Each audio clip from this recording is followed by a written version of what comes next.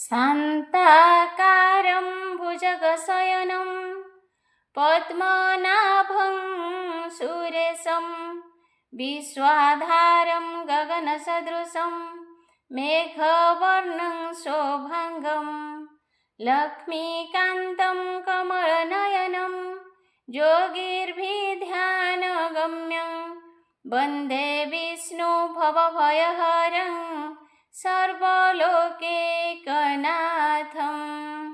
श्रीमद्भागवत महापुराण अष्टम स्कंध सप्तदश अध्याय। सप्तदशरे पयव्रत करियदिति लभे सूत।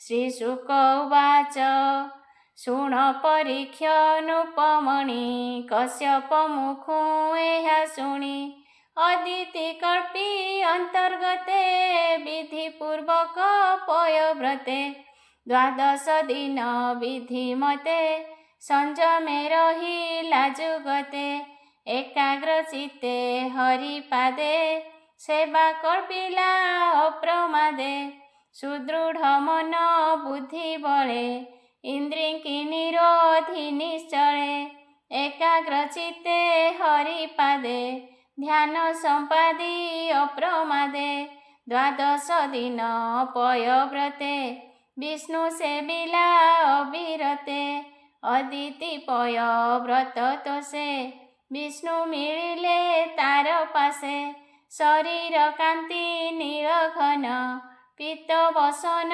परिधान आजानुलंबे चारि भुजे गदाब्ज शंख चक्र साजे समीपे विष्णु रूप देखी उन्मील कला बेनी आखि उठिला अश्रु गद गदे शिर निवेशी पद्मपादे भूमि रे दंडवते पड़ी कर अंजलि शिरे जोड़ी आनंद सागरे बुड़िला निज शरीर पाशोरिला शरीर कंपिला विकले कंठ कुंठित अश्रु जले बदनु वचन न स्फुरे प्राण होइला कंठ द्वारे चकर चंद्र देखी जेने अमृत पिय लोचने मन निवेशी विष्णु पादे आनंदे शोक गद गदे बोलई विष्णु मुख चाहि सानंदे शिरे कर देई अदिति उवाच हे जगेश्वर जगन्नाथ तोर चरणे सर्वतीर्थ सर्वमंगल तोर नाम रूप अरूप अनुपम शरणागत दुख हर तु नाथ करुणा सागर करुणा कर विश्वव्यापी विश्वभावन विश्वरूपी स्थिति उत्पत्ति संहारण तु नाथ परम कारण आयु संपद बुद्धि ज्ञान तोर प्रसन्ने पांति जन कैवल्य ज्ञान तो संतोषे अन्ते परम पदे मिसे भोनाथ तोहर चरण जे प्राणी पसंती शरण से सर्व दुर्गति तरंती जन्म मरणु निस्तरंती भोनाथ प्रभु आदि मूल शुणी मोहर विकल दुखे कुंठित मोर प्राण पशिली तो पादे शरण पुत्रे न रही स्वर्गपुरे लुचिले वन गिरि घोरे सर्वदानव संगे मिली बसिला इंद्रासने बळी शुकर यज्ञ तेज बळे भये भाजिले दिगपाळे इंद्र होइला अरक्षित अमरे बसिले दयित मोर पुत्रंकु रक्षा कर भोनाथ शरण तोहर सपत्नी दुख कि न जाणु तु नाथ अंतर्जामी जेणु। श्रीशुक उवाच शुणिनोतीति वचन प्रसन्ने कमल लोचन ଅଦିତି ବଦନକୁ ଚାହିଁ ବୋଲନ୍ତି ପ୍ରଭୁ ଭାବଗ୍ରାହୀ। ଶ୍ରୀ ଭଗବାନ ବାଚ ଶୁଣ ଅଦିତି ଦେବମାତ, ଜାଣଇ ତୋର ମନୋରଥ। ବଳି ଯେ ବଳେ ସ୍ୱର୍ଗ ନେଲା, ବିକଳେ ଇନ୍ଦ୍ର ପଳାଇଲା। ତାର ସଙ୍ଗତେ ଦେବଗଣେ, ପଶିଲେ ଗିରି ଘୋର ବନେ। ଏବେ ସେ ଆସି ସ୍ୱର୍ଗପୁରେ, ଶତ୍ରୁକୁ ଜିଣି ରଣ ଘରେ। ସ୍ୱର୍ଗେ ସେ ବସିବ ନିଶ୍ଚିନ୍ତେ, ତୁ ଏହା କଳ୍ପି ଅଛୁ ଚିତେ। ସମରେ ଅସୁର ମରଣେ, କାନ୍ଦିବେ ତାଙ୍କ ବଧୂଗଣେ। ସ୍ୱାମୀ ମରଣେ ଅତି ଦୁଃଖୀ, ତୁ ତାହା ଦେଖି ହେବୁ ସୁଖୀ। ସ୍ୱର୍ଗେ ବସିବ ଇନ୍ଦ୍ର ତୋର, ସଙ୍ଗତେ ଅଶେଷ ଅମର। ସକଳ ସମ୍ପଦ ମିଳିବ, ତ୍ରିଲୋକ ନିଶ୍ଚିନ୍ତେ ପାଳିବ। ଏମନ୍ତ ଚିତ୍ତେ କଳ୍ପୁ ତୁହି, ଶୁଣ କହଇ ଯାହା ମୁହିଁ। ଅସୁରେ ଯାଇ ସ୍ୱର୍ଗପୁର, ବଳେ ହୋଇଲେ ବଳିୟାର। ବଳି ସଙ୍ଗତେ ଘୋର ରଣେ, କାହିଁ ଜିଣିବେ ଦେବଗଣେ। ଏକଥା ଭଲେ ମୁଁ ଜାଣଇ, ତୋର ପୁତ୍ରକୁ ଜୟ ନାହିଁ। ଯେମନ୍ତେ ତୋହରକୁ ମରେ, ସୁଖେ ବସିବେ ସ୍ୱର୍ଗପୁରେ। ତୁ ଯେ ମୋହର ପାଦ ଯୁଗେ, ସେବିଲୁ ପୟ ବ୍ରତ ମାର୍ଗେ। ସେ କଥା ଅନ୍ୟଥା ନୋହିବ, ଅବଶ୍ୟ ତୋ ମନ ପୂରିବ। ବ୍ରତେ ତୁ ତୋଷି ଅଛୁ ମତେ, ଇନ୍ଦ୍ର ସମ୍ପଦ ରକ୍ଷା ଅର୍ଥେ। ମୋହର ସେବା ବ୍ରତ ଫଳ, କେବେ ହେନୁ ହଇ ବିଫଳ। ମୁଁ ନିଜ ଅଂଶେ ତୋର ଗର୍ଭେ, ଜନ୍ମିବି ପୟ ବ୍ରତ ଭାବେ। ଏ ବ୍ରତ ମହିମା ଏମନ୍ତ, ଅବଶ୍ୟ ମତେ ଲଭେ ସୁତ। ତୋର ପୁତ୍ରଙ୍କୁ ମୁଁ ରଖିବି, ଶତ୍ରୁଙ୍କ ଭୟ ନିବାରିବି। ନିଶ୍ଚୟ ରଖିବି ଦେବକୁଳ, ତୁ ସ୍ୱାମୀ ସଙ୍ଗେ କର ମେଳ। ଏ ବ୍ରତ ଫଳ ଯେବେ ପାଇ, ବିଶ୍ୱାସେ ପରକୁ ନ କହି। ସର୍ବ ସମ୍ପଦ ଲଭ ତୁହି, ଦେବମାତାଙ୍କୁ ଏତେ କହି। ତକ୍ଷଣେ ହୋଇଲେ ଅନ୍ତର, ଶୁଣ ପରୀକ୍ଷ ନୃପବର। ଏମନ୍ତ ବିଷ୍ଣୁର ବଚନ, ଶୁଣି ଅଦିତି ତୋଷ ମନ। ଆନନ୍ଦେ ପ୍ରଭୁ ହୃଷିକେଶ, କଶ୍ୟପ ଶରୀରେ ପ୍ରବେଶ। ବିଷ୍ଣୁର ତେଜେ ବ୍ରହ୍ମ ଋଷି, ଉଦୟ ରବି ପ୍ରାୟ ଦିଶି। ଅମର ଗୁରୁ ଲଗ୍ନ ବେଳେ, ଉଚ୍ଚେ ଅଛନ୍ତି ଗ୍ରହ ବଳେ। ମୁହୂର୍ତ୍ତ ନାମ ଅଭିଜିତ, ପତି କାମିନୀ ଏକଯୁକ୍ତ। ରତି ଆନନ୍ଦେ ରଜ ବୀର୍ଯ୍ୟେ, ଗର୍ଭ ସଂସାର ଅତି ତେଜେ। ଦାରୁ ସଂଯୋଗେ ଅଗ୍ନି ଚେହ୍ନେ, ତେଜ ପ୍ରକାଶେ ଅନୁଦିନେ।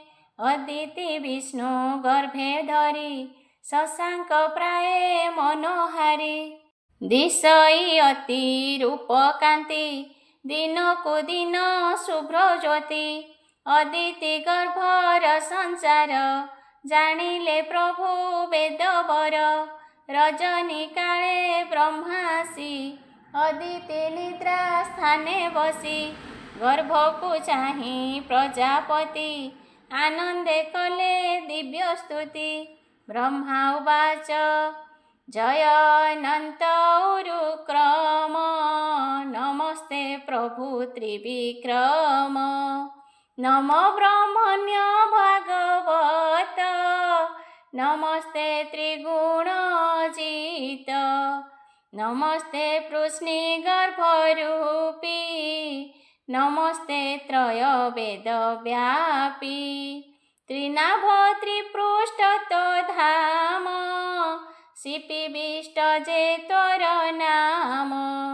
ଏ ସୃଷ୍ଟି ଆଦି ମଧ୍ୟନ୍ତେ, ତୁ ନାଥ ବିହରୁ ନିଶ୍ଚିନ୍ତେ।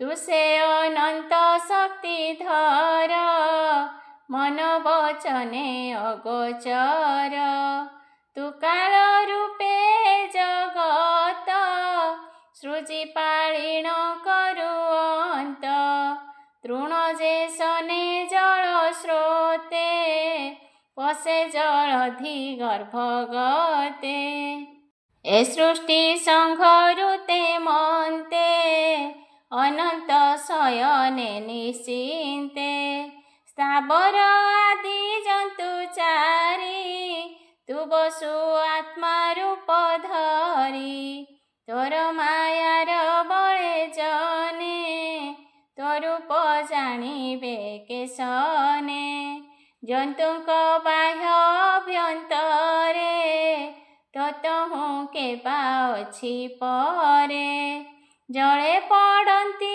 जेते प्राणी जेबे न लभन्ति तरणी से काहि जलधि तरिबे जेन पसन्ति तोर भावे एमन्ते करि दिव्य स्तुति निज भुवने प्रजापति आनंद मने विजे कला शुण राजन विष्णु लीला भाषा प्रबंधे भागवत कहिला दास जगन्नाथ बामन रूप धरि एबे विष्णु जे बळी कि छळिबे ए बाणी एक मने शुणी निस्तर भव तरंगिणी संसार अंधकूपे थाई ए बिनु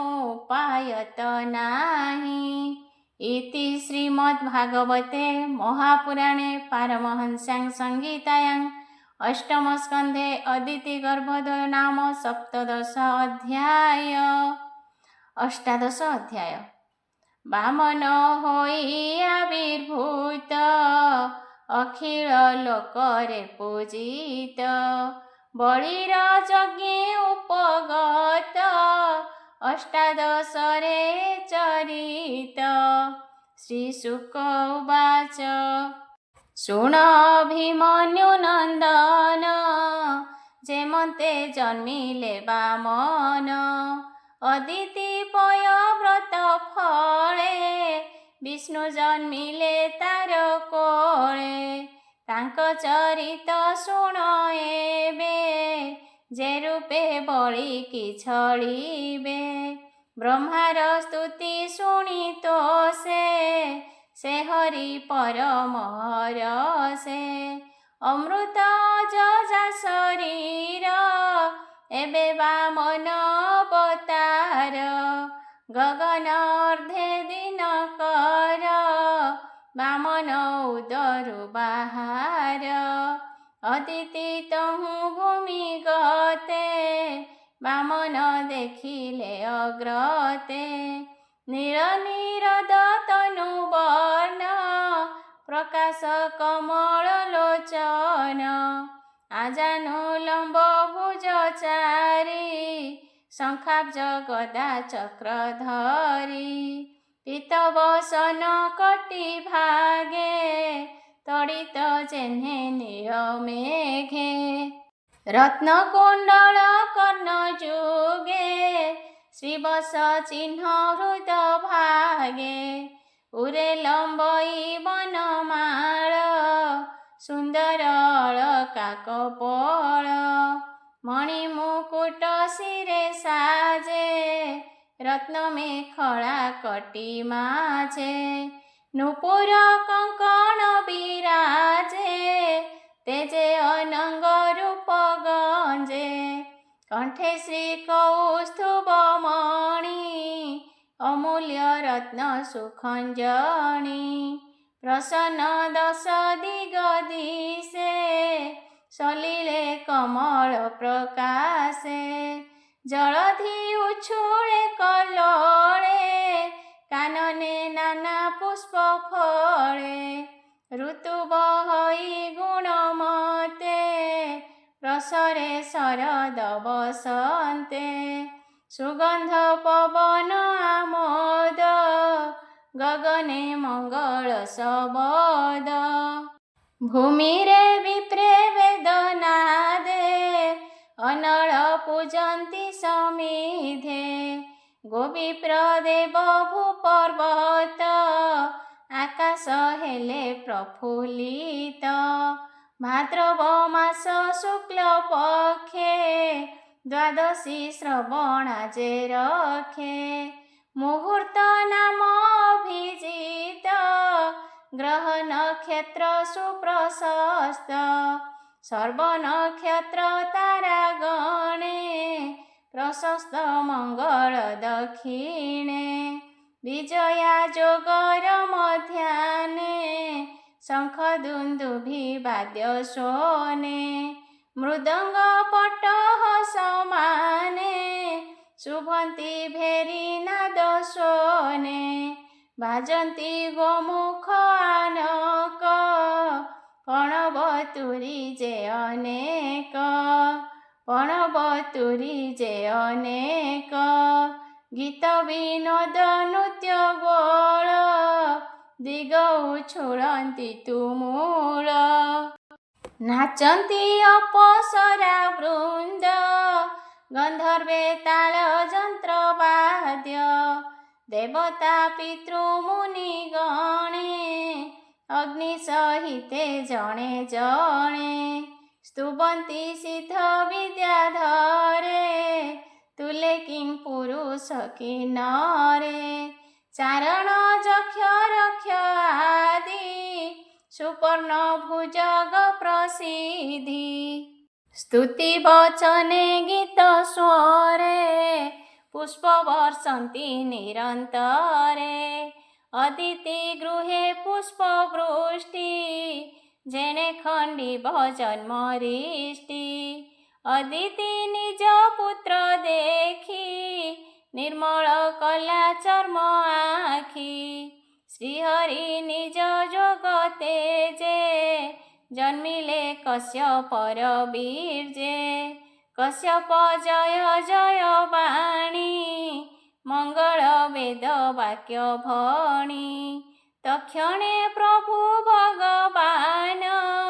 ରୂପ ପ୍ରକାଶିଲେ ବାମନ, ଦେଖିଲେ ସର୍ବଦିଗ ପାଳେ।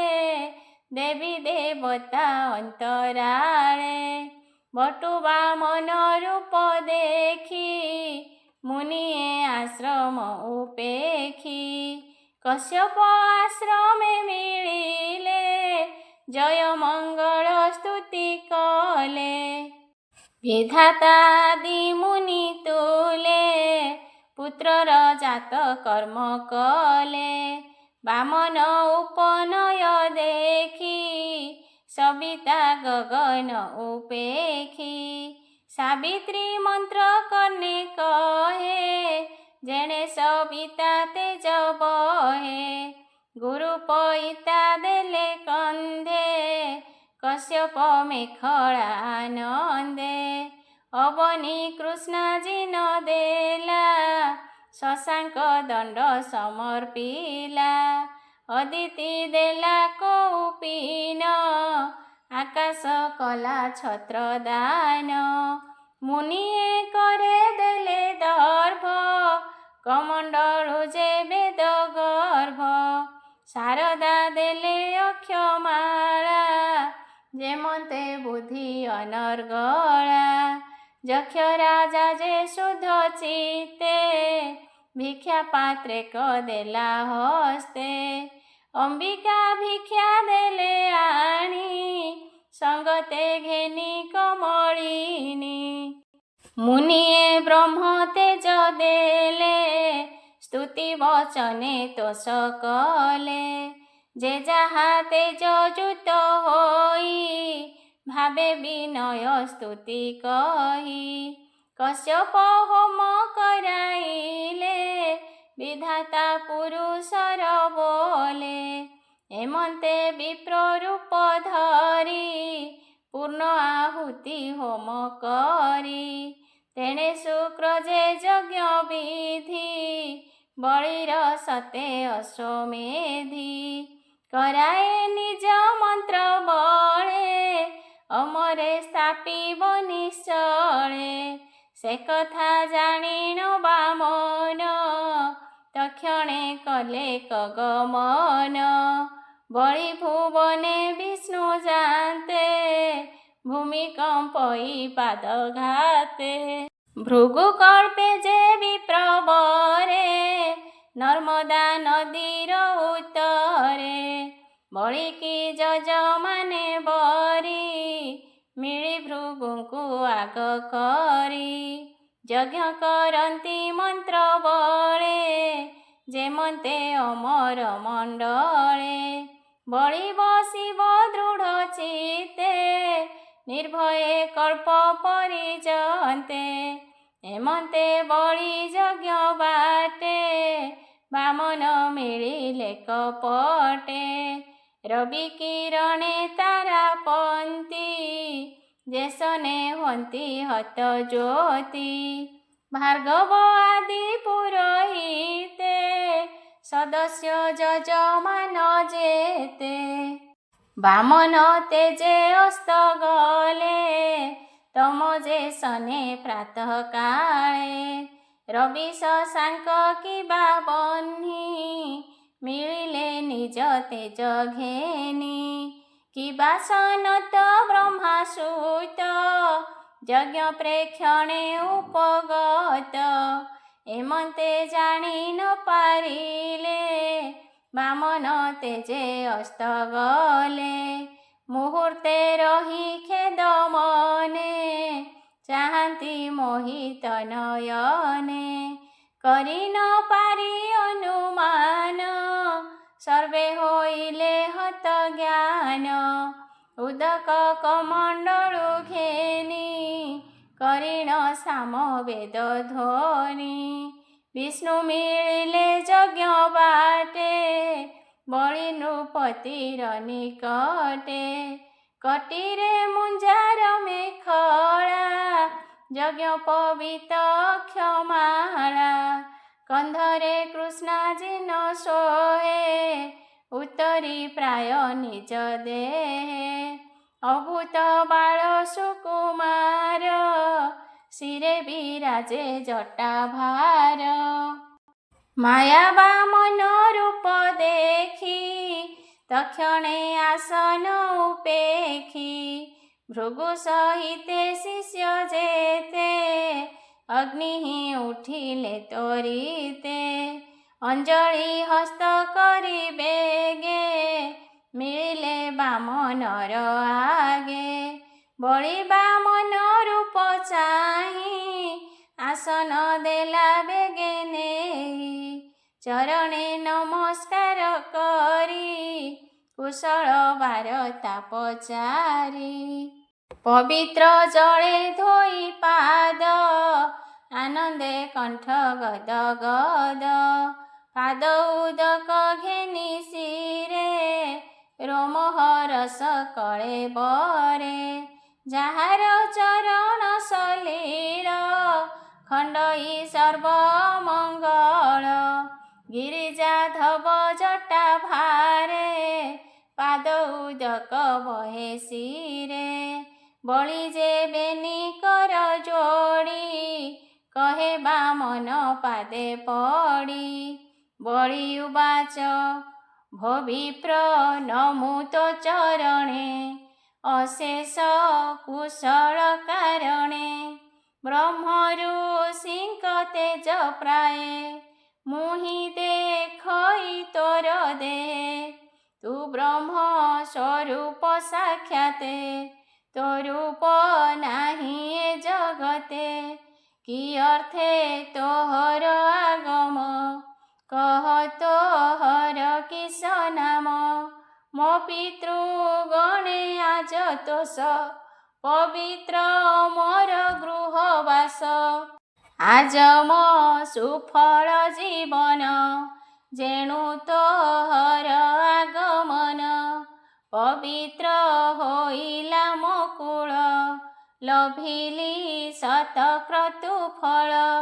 ଆଜ ନଳେ ଘୃତ ରାଶି, शुद्धे जळिब मोते तोषी ए भूमि पवित्र मोहर निर्मल जेन्हे स्वर्गपुर भवि प्रदान माग मते जे अबा इच्छा कर चिते गोरु कांचन दिव्यपुर किबा प्रासाद मनोहर ग्राम पाटणा कन्याधन अमूल्य वस्तु रत्नमान अन्नवसन आदि जेते भवि प्रमाग प्रमिते गजतुरंग सुखासन रथ पलंक जहि मन कियबा अछि तोर चिते भवि प्रमाग इच्छा जेते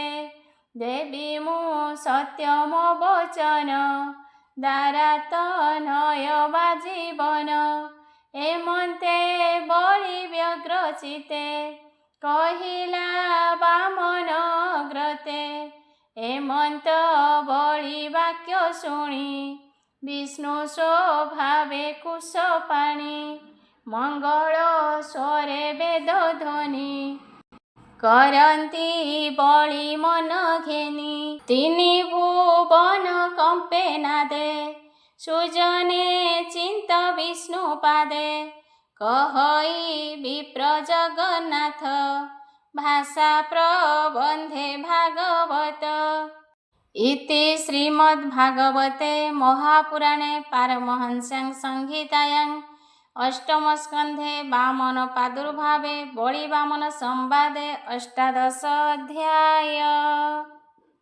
हरि शरणं हरि शरणं हरि शरणं हरि शरणं गुरु शरणं गुरु शरणं गुरु शरणं गुरु शरणं बाबा शरणं बाबा शरणं बाबा शरणं